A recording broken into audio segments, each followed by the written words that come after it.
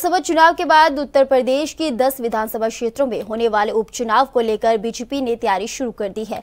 UP सरकार के कई मंत्रियों को इसकी जिम्मेदारी भी दी गई है। उत्तर प्रदेश सरकार में कैबिनेट मंत्री सुनील शर्मा, जो कि प्रदेश सरकार ITI में इलेक्ट्रॉनिक्स विभाग के मंत्री हैं, उनसे कई मुद्दों पर ANV न्यूज से खास बातचीत की। मंत्री सुनील शर्मा ने अपने बयान में क्या कुछ कहा, आइए आपको सुनाते हैं।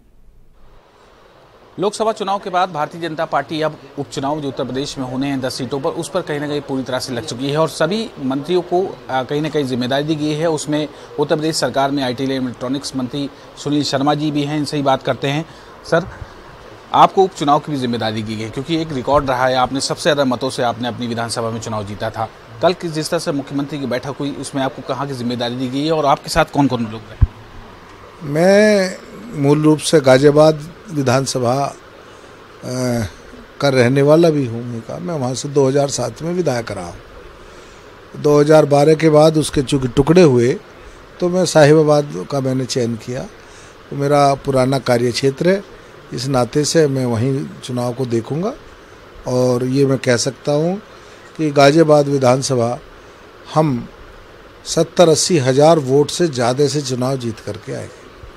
कि आपका भी जो वोट मिले थे उसमें भी आपका गिनीज बुक में नाम दर्ज हुआ है, तो क्या मानते हैं कि इस बार जो उपचुनाव होगा उसमें एक ऐतिहासिक जीत दर्ज होगी? देखिएगा, मैंने कहा कि मैं ये कंपैरिजन तो भी नहीं करके बता सकता बाकी विधानसभा में क्या स्थिति है, लेकिन उपचुनाव में थोड़ा सा मतदाता का रुझान जो होता है ना, वो वोटिंग में कम होता है। हमारा कोशिश होगी कि लोग ज़्यादा से ज़्यादा वोट डालें।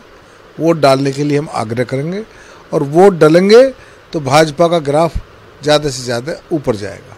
इस बार लोकसभा चुनाव में देखने पर कि जातिगत जो वोट बैंक है वो कहीं ना कहीं बहुत बटा PDA का नारा लेके समाजवादी पार्टी और कांग्रेस चली थी, और इस बार जो कह सकते हैं कि अब जो समाजवादी पार्टी की 37 सीटें उत्तर प्रदेश में जीती हैं, संसद में भी इस तरह के चल रहा है कि अवधेश प्रसाद, जो कि अयोध्या से सांसद बने हैं, उनको कहीं ना कहीं डिप्टी स्पीकर के रूप में बनाया जाए और कई पार्टी इनके साथ हैं। देखिएगा, PDA ना तो छलावा है, ठग विद्या है PDA, और कुछ नहीं है। पिछड़े और दलितों का आरक्षण छीन करके अल्पसंख्यकों को देने का जो ये इंडी गठबंधन है, इन्होंने अपने उसमें घोषणा की। ये अल्पसंख्यकों को आरक्षण देना चाहते हैं, पिछड़े और दलितों के आरक्षण, और ये कर्नाटक में प्रयास करके देख चुके हैं। तो ये कहाँ PDA रहेगा? सही मायनों में तो ये PDA में जो PD है उसके तो घोर विरोधी हैं ये लोग।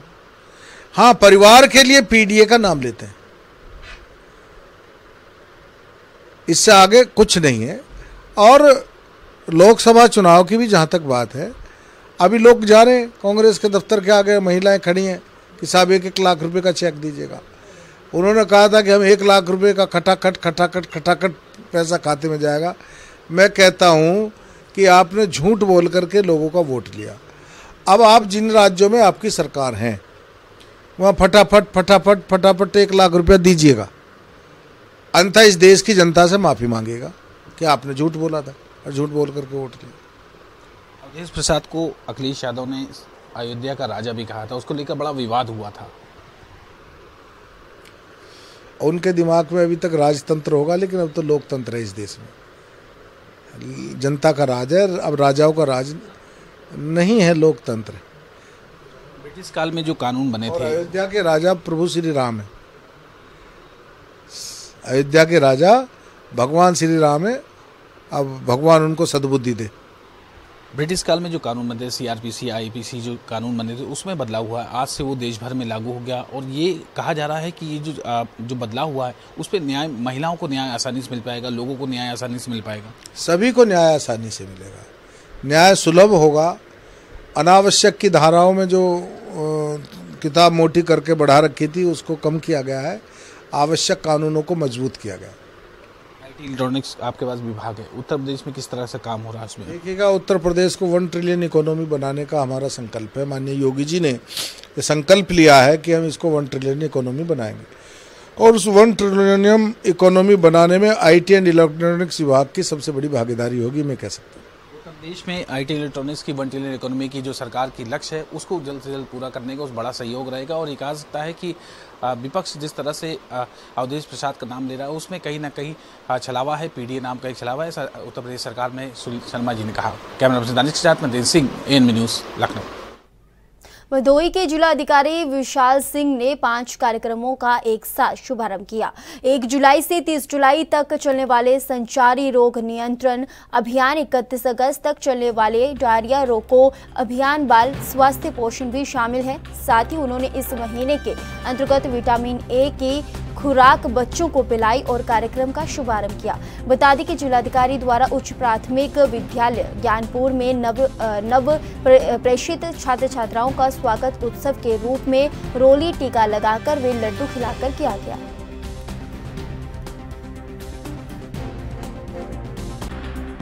आज कई कार्यक्रमों की शुरुआत जो जनोपयोगी हैं और जन कल्याणकारी हैं, माननीय मुख्यमंत्री जी के निर्देश पर यहाँ प्रारंभ किया गया।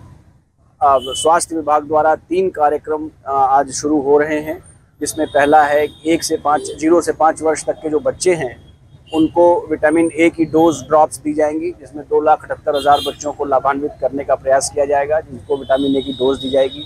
इसके साथ ही साथ आज से 0 से 5 वर्ष के ही बच्चों को ORS का पैकेट और जिंक की गोलियां भी दी जाएंगी, ताकि उनके अंदर प्रतिरोधक क्षमता का विकास हो सके और विभिन्न प्रकार के रोगों से वो अपने आप को मुक्त रखते हुए एक स्वस्थ भविष्य बनाएं अपना। और तीसरा, संचारी रोग अभियान का स्वास्थ्य विभाग के माध्यम से और 13 अन्य विभागों के सहयोग से शुरुआत की गई है। संचारी रोग एक पूरे अभियान के तौर पर पूरे इस वर्षा ऋतु के दौरान चलाया जाएगा, जिसमें जगह जगह पर साफ सफाई, एंटी लार्वल का छिड़काव, फॉगिंग और लोगों को विभिन्न प्रकार के संचारी रोगों के विषय में जागरूक करना और विभिन्न प्रकार के जो कारक हो सकते हैं उनके बारे में अवगत कराना, इस पर कार्यवाही की जाएगी। और संचारी रोग का अभियान बहुत ही महत्वपूर्ण है हमें अपने इस पूर्वांचल के क्षेत्र को, जहां विशेष रूप से इस तरह की बीमारियां बहुत ज़्यादा मात्रा में फैलती रही हैं, उनको उत्तरोत्तर कम किया गया है और इस बार हम प्रयास करेंगे कि हमारे यहाँ बिल्कुल मिनिमाइज हो सकें। और इसके साथ ही साथ शिक्षा विभाग के द्वारा जो बेसिक शिक्षा का एक अभियान चलता है, स्कूल चलो अभियान, उसके तहत आज बच्चों को उनका स्कूल में स्वागत किया गया, उनको टीका लगाया गया, उनको लड्डू खिलाकर उनको प्रोत्साहित किया गया और बच्चों से एक प्रॉमिस मैंने लिया है कि सभी बच्चे मन लगाकर पढ़ेंगे और अपने देश का, प्रदेश का, परिवार का, सबका भविष्य उज्जवल बनाने के लिए पूरा सार्थक प्रयास करेंगे। और पूरे मनोयोग से हमारे जो BSA साहब की टीम है उसके द्वारा प्रयास किया जाएगा कि उन बच्चों के भविष्य को हम बेहतर बना सकें।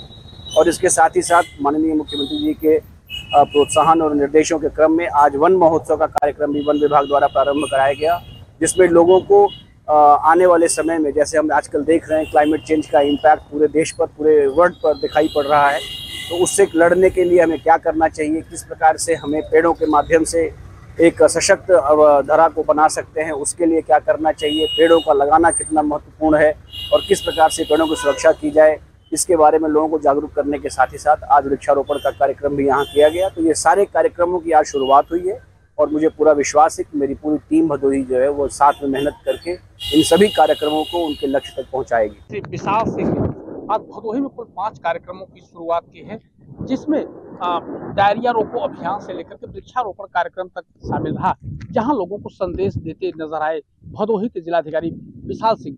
वृक्षारोपण कार्यक्रम के माध्यम से उन्होंने लोगों को पर्यावरण के प्रति जागरूक करने का काम किया है। और वहीं जो आज एक कार्यक्रम और भी किया है, जो कि विद्यालय में 9 छात्रों को प्रवेश को लेकर के हुआ है, जहां बच्चों को बाकायदा तिलक लगा करके और लड्डू खिला करके बच्चों को विद्यालय में प्रवेश कराया गया है। और स्कूल चलो अभियान के तहत यह कार्यक्रम था। और वहीं दूसरा कार्यक्रम के द्वारा डायरिया रोको अभियान, जो कि बच्चों के लिए विशेष करके एक अभियान चलाया जा रहा है, जिसमें बच्चों को विटामिन ए की खुराक भी दी जा रही है। और डायरिया एक विशेष रोग है जो बहुत ही हानिकारक है, जिसको लेकर के सजगता लोगों में फैलाई जा रही है और लोगों को जागरूक किया जा रहा है। और इन सब को लेकर के आज जिलाधिकारी ने यह कार्यक्रम किया है। जैसा कि तस्वीरों में देखा जा सकता है कि जिलाधिकारी यहाँ लोगों को जो है बिल्कुल जागरूक करते नजर आए और वृक्षारोपण कर खुद भी इस अभियान का हिस्सा बने हैं और लोगों को जागरूक करने का काम किया है, जिससे लोग तीन नए आपराधिक कानून पर उत्तर प्रदेश के डीजीपी प्रशांत कुमार ने कहा कि इन तीनों कानूनों को लागू करने के लिए उत्तर प्रदेश पुलिस ने सभी तैयारियां कर ली थी। मुझे ये बताने में खुशी हो रही है कि जनपद अमरोहा और बरेली में नए कानून के तहत 2 एफआईआर दर्ज की गई है। आज के दिन प्रत्येक थानों में एक विशेष कार्यक्रम चलाया जा रहा है, जहां जनप्रतिनिधियों, पुलिस कर्मियों को बुलाकर सभी कानूनों के बारे में बताया जा रहा है।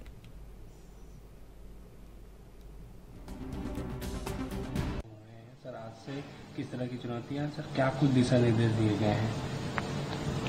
भारतीय न्याय संहिता, भारतीय नागरिक सुरक्षा संहिता तथा भारतीय साक्ष्य अधिनियम आज जुलाई की पहली तारीख 2024 से लागू हो गई है।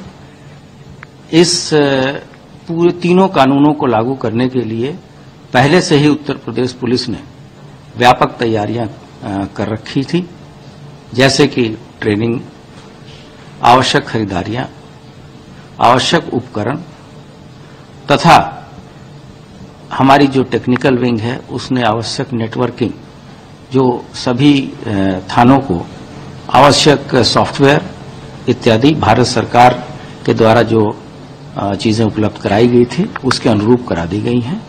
और मुझे बताने में खुशी हो रही है कि शुरुआती जो 2 एफआईआर दर्ज हुई हैं वो थाना अमरोहा तथा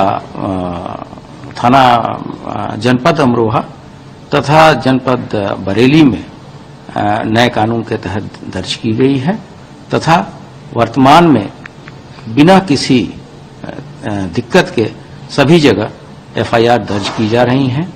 आज के दिन प्रत्येक थानों में एक विशेष कार्यक्रम चलाया जा रहा है, जिसमें वहां के जनप्रतिनिधिगण, वहां के पुलिस वाले और वहां के संभ्रांत नागरिकों को बुला के पुनः इन सभी कानूनों के बारे में। फिलहाल के लिए उत्तर भारत में मेरे साथ बस इतना ही। आप बने रहे ANB न्यूज के साथ। नमस्कार।